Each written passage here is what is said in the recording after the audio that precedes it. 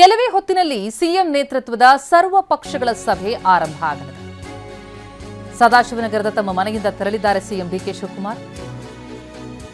Bike Hariprasad, Ramalinga Reddy, TB Jayachandra ಗೃಹ ಕಚೇರಿ ಕೃಷ್ಣಾಗೆ ಆಗಮಿಸಿದ್ದಾರೆ. ಇನ್ನು ಅಧಿಕಾರಿಗಳು ಕೂಡ ಸಿಎಂ ಡಿಕೆ ಶಿವಕುಮಾರ್ ಅವರನ್ನ ಭೇಟಿಯಾಗಿದ್ದಾರೆ. ಗೃಹ ಕಚೇರಿ ಕೃಷ್ಣಾದಲ್ಲಿ ಈ ಸರ್ವಪಕ್ಷ ಸಭೆ ಆಯೋಜನೆಯಾಗಿದ್ದು, ಸಭೆಗೆ ಸಿಎಂ ಡಿಕೆಶಿ ನಿವಾಸಕ್ಕೆ ಎಸ್ಇಎಸ್ ಗೌರವ್ ಗುಪ್ತಾ ಕೂಡ ಆಗಮನ ಆಯಿತು. Mandya DC doctor Kumar, Mandya SP Shobharani, Mandya ಭಾಗದ ಅಧಿಕಾರಿಗಳು ಮಾಹಿತಿಯನ್ನ ಕೊಟ್ಟಿದ್ದಾರೆ ಸಿಎಂ ಡಿಕೆ ಶಿವಕುಮಾರ್ ಅವರಿಗೆ. ಕೆಲವೇ ಕ್ಷಣಗಳಲ್ಲಿ ಸರ್ವಪಕ್ಷಗಳ ಸಭೆ ಆರಂಭ ಆಗುತ್ತೆ. ವಿಪಕ್ಷ ನಾಯಕ ಆರ್ ಅಶೋಕ್ ಜೊತೆಗೆ ಮಾಜಿ ಸಿಎಂ ಬಸವರಾಜ ಬೊಮ್ಮಾಯಿ ಆದಿಯಾಗಿ ಎಲ್ಲರೂ ಈ ಸಭೆಯಲ್ಲಿ ಭಾಗಿಯಾಗುವುದಕ್ಕೆ ಆಗಮಿಸುತ್ತಿದ್ದಾರೆ. ಇತ್ತ ಅಧಿಕಾರಿಗಳು ಮುಖ್ಯಮಂತ್ರಿಗಳನ್ನ ಭೇಟಿಯಾಗಿ ಮಾಹಿತಿಯನ್ನು ನೀಡಿದ್ದಾರೆ. ತಮಿಳುನಾಡಿಗೆ ನೀರು ಹರಿಸೋ ವಿಚಾರಕ್ಕೆ ಸಂಬಂಧಪಟ್ಟಂತೆ ಭಾರೀ ಆಕ್ರೋಶ ಭುಗಿಲೆದ್ದಿತ್ತು. ಆದರೆ ಈಗ ಸದ್ಯಕ್ಕೆ ಮಳೆಯಾಗ್ತಾ ಇರುವಂತಹ ಹಿನ್ನೆಲೆಯಲ್ಲಿ ಕೊಂಚ ನಿರಾಳತೆ ಆವರಿಸಿದೆ. ಆದರೆ ಬರುವ ದಿನಗಳಲ್ಲಿ ಯಾವ ರೀತಿಯಲ್ಲಿ ಹೆಜ್ಜೆ ಇಡಬೇಕಾಗತ್ತೆ, ಇದಕ್ಕೆ ಸಂಬಂಧಪಟ್ಟಂತೆ ವಿಪಕ್ಷಗಳಿಂದಲೂ ಕೂಡ ಸಲಹೆ ಸೂಚನೆಗಳನ್ನು ಪಡೆಯೋದಾಗಿ ತಿಳಿಸಿದಂತಹ ಸಿಎಂ ಸರ್ವಪಕ್ಷಗಳ ಸಭೆಯನ್ನು ಕರೆದಿದ್ದಾರೆ. ಬಿಜೆಪಿ ಜೆಡಿಎಸ್ ನಾಯಕರಿಗೆ ಆಹ್ವಾನ ಕೊಟ್ಟಿದ್ದಾರೆ. ರಾಜ್ಯ ಸಂಸದರಿಗೂ ಕೂಡ ಆಹ್ವಾನವನ್ನು ನೀಡಲಾಗಿದೆ. ಮಾಜಿ ಮುಖ್ಯಮಂತ್ರಿಗಳಿಗೆ ಈ ಸಭೆಗೆ ಆಹ್ವಾನ ಇದೆ. ಬಿಜೆಪಿ ನಾಯಕರು ಆಗಮಿಸಿದ್ರು ಸರ್ವಪಕ್ಷ ಸಭೆಗೆ. ಕೋರ್ ಕಮಿಟಿ ಸಭೆ ಬಳಿಕ ಗೃಹ ಕಚೇರಿ ಕೃಷ್ಣಾಗೆ ಆಗಮಿಸಿದ್ದಾರೆ. ಮಲ್ಲೇಶ್ವರಂನ ಬಿಜೆಪಿ ಕಚೇರಿಯಲ್ಲಿ ಕೋರ್ ಕಮಿಟಿ ಸಭೆ ನಡೆಸಿದಂತಹ ಬಿಜೆಪಿ ನಾಯಕರು ತಮ್ಮ ನಿಲುವೇನಿರಬೇಕು, ಯಾವ ರೀತಿಯ ಸಲಹೆ ಸೂಚನೆಗಳನ್ನು ಸರ್ಕಾರಕ್ಕೆ ನೀಡಬೇಕು, ಯಾವುದನ್ನು ಪ್ರಶ್ನಿಸಬೇಕಿದೆ ಅನ್ನೋದು ವಿಚಾರಕ್ಕೆ ಸಂಬಂಧಪಟ್ಟಂತೆ ಬಿಜೆಪಿ ನಾಯಕರುಗಳು ತಮ್ಮಲ್ಲಿ ಚರ್ಚೆಯನ್ನು ನಡೆಸಿ ಈಗ ಮುಖ್ಯಮಂತ್ರಿಗಳೊಂದಿಗೆ ವಿಚಾರ ವಿನಿಮಯಕ್ಕೆ ಅಂತೇಳಿ ಸರ್ವಪಕ್ಷ ಸಭೆಗೆ ಆಗಮಿಸಿದ್ದಾರೆ. ರೈತರ ಆಕ್ರೋಶ ಭುಗಿಲೆದ್ದಿತ್ತು. ಕನ್ನಡಪರ ಸಂಘಟನೆಗಳು ಸಾಥ್ ಕೊಟ್ಟಿವೆ. ನಮಗೆ ಕುಡಿಯೋದಕ್ಕೆ ನೀರಿಲ್ಲ, ನಮ್ಮ ರೈತರಿಗೆ ನೀರು ಬಿಡೋದಕ್ಕಾಗ್ತಿಲ್ಲ, ಅಂಥದ್ರಲ್ಲಿ ಪಕ್ಕದ ರಾಜ್ಯಕ್ಕೆ ಬೆಳೆ ಬೆಳೆಯೋದಕ್ಕೆ ನೀರು ಬಿಡಬೇಕು ಅಂದರೆ ಏನರ್ಥ ಅನ್ನುವಂಥ ಆಕ್ರೋಶ ವ್ಯಕ್ತ ಆಗಿತ್ತು. ಆದರೆ ಪ್ರಕೃತಿ ಒಂದು ಸ್ವಲ್ಪ ನಮ್ಮ ಕಡೆ ಸಹಾನುಭೂತಿ ತೋರದಂಗೆ ಕಂಡು ಬರ್ತಾ ಇದೆ. ಮಳೆ ಬರ್ತಾ ಇದೆ, ಜಲಾಶಯಗಳು ನೀರು ತುಂಬ್ತಾ ಇದೆ.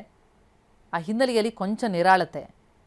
ಆದರೆ ಇದರ ಮಧ್ಯೆ ಕೂಡ ಮುಂದಿನ ಹೆಜ್ಜೆ ಹೇಗಿರಬೇಕು ಅನ್ನೋದು ಕೂಡ ಬಹಳ ಪ್ರಮುಖ ಆಗುತ್ತೆ. ಪ್ರಾಧಿಕಾರ ನೀರು ಬಿಡಿ ಅಂತಲೇ ಸಮಿತಿ ಕೊಟ್ಟಂತಹ ಶಿಫಾರಸನ್ನೇ ಎತ್ತಿ ಹಿಡಿದಂತಹ ಹಿನ್ನೆಲೆಯಲ್ಲಿ ಮುಂದಿನ ಹೆಜ್ಜೆ ಹೇಗಿರಬೇಕು, ಆ ನಿಟ್ಟಿನಲ್ಲಿ ವಿಪಕ್ಷಗಳ ಸಲಹೆ ಮಾಹಿತಿಯನ್ನು ಪಡೆಯೋದಕ್ಕೆ, ಜೊತೆಗೆ ಸದ್ಯದ ಪರಿಸ್ಥಿತಿ ಎನ್ನುವುದನ್ನು ವಿಪಕ್ಷಗಳಿಗೆ ತಿಳಿಸೋದಕ್ಕೆ ಅಧಿಕಾರಿಗಳಿಂದ ಮಾಹಿತಿಯನ್ನು ಪಡ್ಕೊಂಡು ಸಿಎಂ ಡಿಕೆ ಶಿವಕುಮಾರ್ ಸರ್ವಪಕ್ಷ ಸಭೆಗೆ ಬರ್ತಿದ್ದಾರೆ.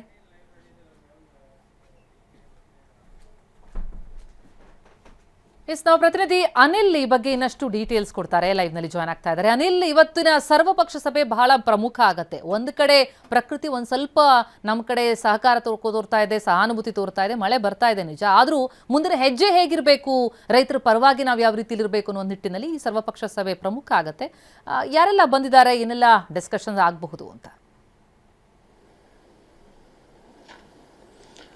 ಖಂಡಿತವಾಗ್ಲೂ ಪ್ರತಿಮಾ, ಬಟ್ ಎಲ್ಲರ ಚಿತ್ತ ಈಗ ಸರ್ವಪಕ್ಷದ ಸಭೆಯತ್ತ ನೆಟ್ಟಿದೆ. ಕೆಲವೇ ಕ್ಷಣಗಳಲ್ಲಿ ಈಗ ಕೃಷ್ಣಾ ಕಚೇರಿಯಲ್ಲಿ ಸಭೆ ಕೂಡ ಆರಂಭ ಆಗ್ತದೆ. ಸದಾಶಿವನಗರದಿಂದ ಸಿಎಂ ಡಿಕೆ ಶಿವಕುಮಾರ್ ಕೂಡ ತೆರಳಿದ್ದಾರೆ. ಆದರೆ ಸಭೆಗೆ ತೆರಳುವ ಮುನ್ನ ಸದಾಶಿವನಗರದ ಅವರ ನಿವಾಸದಲ್ಲಿ ಮಂಡ್ಯ ಭಾಗದ ಹಿರಿಯ ಅಧಿಕಾರಿಗಳ ಜೊತೆ ಒಂದು ಸಭೆಯನ್ನು ಕೂಡ ನಡೆಸ್ತಾರೆ.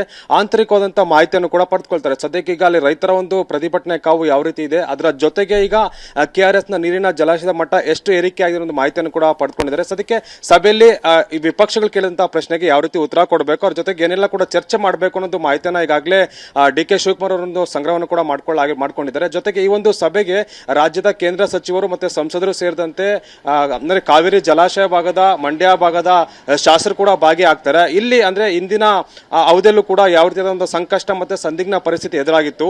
ಈಗ ಅದನ್ನ ಯಾವ ರೀತಿ ಒಂದು ಸಮಸ್ಯೆಯನ್ನ ಬಗೆಹರಿಸಬೇಕು ಅನ್ನೋ ವಿಚಾರಕ್ಕೆ ಸಂಬಂಧಪಟ್ಟಂತೆ ಕೂಡ ಚರ್ಚೆ ನಡೆಸ್ತಾರೆ. ಈ ಸಭೆಯಲ್ಲಿ ಕೂಡ ವಿಪಕ್ಷ ನಾಯಕರು ಕೂಡ ಭಾಗಿಯಾಗ್ತಾರೆ. ಕೇಂದ್ರ ಸಚಿವರಾದಂತ ಪ್ರಹ್ಲಾದ್ ಜೋಶಿ ಕೂಡ ಭಾಗಿಯಾಗ್ತಾರೆ, ಜೊತೆಗೆ ಎಚ್ ಡಿ ಕುಮಾರಸ್ವಾಮಿ ಅವರು ಕೂಡ ಭಾಗಿಯಾಗ್ತಾರೆ, ಮಾಜಿ ಮುಖ್ಯಮಂತ್ರಿಗಳು ಕೂಡ ಭಾಗಿಯಾಗ್ತಾ ಇದ್ದಾರೆ. ಅಂದ್ರೆ ಅವರ ಒಂದು ಅವಧಿಯಲ್ಲಿ ಏನೆಲ್ಲ ಸಮಸ್ಯೆಗಳು ಮತ್ತೆ ಸಂಕಷ್ಟ ಎದುರಾಗಿತ್ತು ಅದನ್ನು ಯಾವ ರೀತಿ ಬಗೆಹರಿಸಿದ್ರು ಮತ್ತೆ ಅವರು ಕೊಡುವಂತಹ ಸಲಹೆ ಸೂಚನೆಗಳನ್ನು ಕೂಡ ಪರಿಗಣಿಸ್ತಾರೆ. ಸದ್ಯಕ್ಕೆ ಈಗ KRS ನ ಜಲಾಶಯ ಮಟ್ಟ ಹೆಚ್ಚಳ ಆಗಿದೆ ಅನ್ನೋ ಮಾಹಿತಿ ಲಭ್ಯ ಆಗ್ತಾರಂಥದ್ದು. ಪ್ರಕೃತಿ ಒಂದು ರೀತಿ ಮಳೆ ಒಂದು ವರದಾನಾಗಿ ಬಂದಿದೆ ಅಂತ ಹೇಳ್ಬೋದು. ಸದ್ಯಕ್ಕೆ ಈಗ CWMA ಕೊಟ್ಟಂತ ಒಂದು ಮೇಲ್ಮನವಿ ಏನೊಂದು ಆ ಒಂದು CRC ಕೊಟ್ಟಂತ ಒಂದು ಆದೇಶವನ್ನು ಕೂಡ ಎತ್ತಿ ಹಿಡಿದಿತ್ತು. ಸದ್ಯಕ್ಕೆ ಈಗ ಆ ಒಂದು ಆದೇಶದ ಬಗ್ಗೆ ಕೂಡ ಚರ್ಚೆ ಮಾಡ್ತಾರೆ.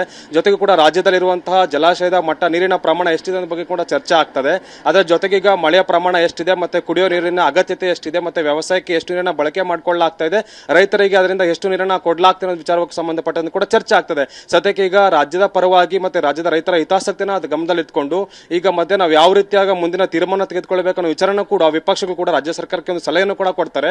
ಆ ಸಲಹೆಯನ್ನ ಕ್ರೋಢೀಕರಣ ಮಾಡಿಕೊಂಡು ಮುಂದಿನ ನಿರ್ಧಾರ ಮತ್ತೆ ಸಭೆಯಲ್ಲಿ ಏನೆಲ್ಲ ನಿರ್ಣಯಗಳ ತೆಗೆದುಕೊಳ್ತಾರೆ ಅದನ್ನ ನೋಡಿ ಸಭೆಯ ಬಳಿಕ ಒಂದಷ್ಟು ಸ್ಪಷ್ಟ ಚಿತ್ರಣ ಸಿಗುವಂತಹ ಸಾಧ್ಯತೆ ಈಗ ಸದ್ಯಕ್ಕೆ ಈಗ ಮಂಡ್ಯ ಭಾಗದ ಅಧಿಕಾರಿಗಳಿಂದ CM DK ಶಿವಕುಮಾರ್ ಅವರು ಮಾಹಿತಿಯನ್ನು ಕೂಡ ಪಡೆದುಕೊಂಡಿದ್ದಾರೆ. ಇನ್ನು ಕೆಲವೇ ಕ್ಷಣಗಳಲ್ಲಿ ಗೃಹ ಕಚೇರಿ ಕೃಷ್ಣಾದಲ್ಲಿ CM DK ಶಿವಕುಮಾರ್ ಅವರ ನೇತೃತ್ವದಲ್ಲಿ ಸಭೆ ಕೂಡ ಆರಂಭ ಆಗುತ್ತೆ. ಸಭೆಯಲ್ಲಿ ಸುದೀರ್ಘವಾದ ಚರ್ಚೆ ಆಗಿ ಸದ್ಯಕ್ಕೆ ಇದ್ದಂತಹ ಈ ಒಂದು ನೀರಿನ ಒಂದು ಸಮಸ್ಯೆ ಏನಿದೆ ಅದಕ್ಕೆ ಇತ್ಯರ್ಥ ಸಿಗುವಂತ ಸಾಧ್ಯತೆ ಕೂಡ ಕಂಡು ಬರ್ತಾ ಇದೆ. ಪ್ರತಿಮಾ ಭಟ್, ಥ್ಯಾಂಕ್ ಯು ಅನಿಲ್ ತಮ್ಮೆಲ್ಲ ಮಾಹಿತಿಗೆ.